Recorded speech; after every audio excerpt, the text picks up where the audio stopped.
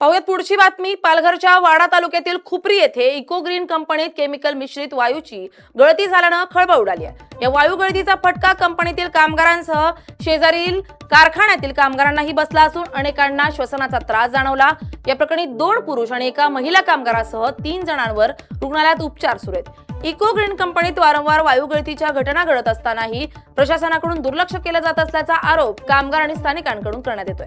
वारंवारच्या घटनांमुळे कामगारांमध्ये भीतीचं वातावरण निर्माण झालं असून कंपनीवर तातडीनं कारवाई करण्याची मागणी कामगारांसह स्थानिकांनी केली आहे। जब ड्यूटी पे आए तो वहाँ बहुत कठोर बहुत तेज बारिश आ रहा था, जिसकी वजह से एक महिला और 2 कर्मचारी जो है बेहोश हो गए हमारे। उनको ला करके कल्याणी हॉस्पिटल में एडमिट किया गया है।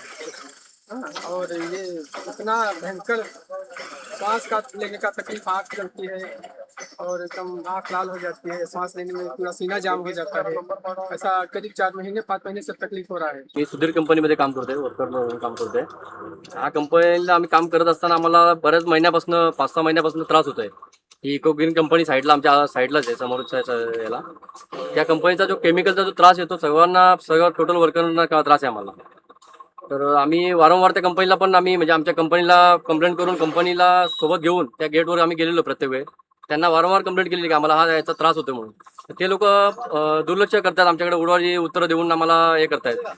त्याच्यामुळे हा त्रास जो आम्हाला होतोय त्याचा आम्ही ग्रामपंचायत सुद्धा अर्ज वगैरे केलेले आहे, पोलीस चौकीला अर्ज केलेले आहेत, पण त्यांच्याकडनं पण अजूनपर्यंत आम्हाला काय त्याच्यावर काय निघालेलं नाही, तोडगा कुठलाच निघालेला नाही।